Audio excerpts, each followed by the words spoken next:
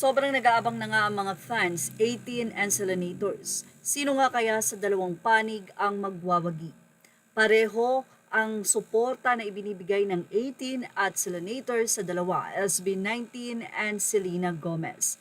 Nakakatuwa lang dahil isang napakagandang mensahe mula sa fans ni Selena Gomez ang ngayon ay ating pong nakita at ito po ay post ng isang Facebook page na si Binibilog ko ang, well, wag na po natin sabihin, but anyway, isa po siya sa Facebook page na sumusuporta sa SB19.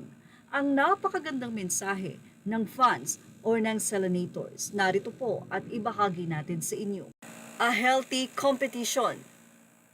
Mula kay Selena Listening Brazil Facebook page. Billboard Fan Army 4 Face Off 2025. We made it to the final, and I'm really proud of the effort we all put in to get there. Hashtag Selenators. We are facing 18, an extremely strong fandom of the SB19 group. They have already cast more than 40 million votes since the start of voting. A lot of effort on their part.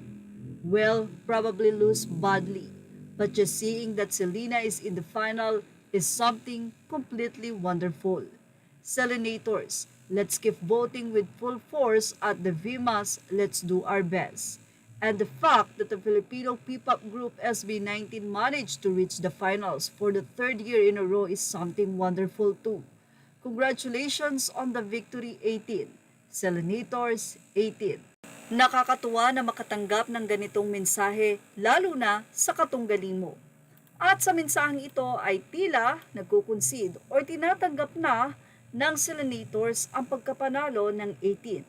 Ganun pa man, nananatili naman na vigilant ang 18 dahil na rin ito'y para sa bansang Pilipinas. Not only for SB19, kundi para sa bansa din natin.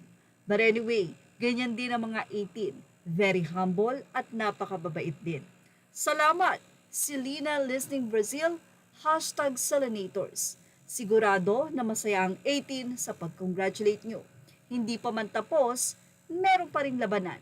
But anyway, nakakatuwa ang ganitong mensahe mula sa mga fans at sa isang competition.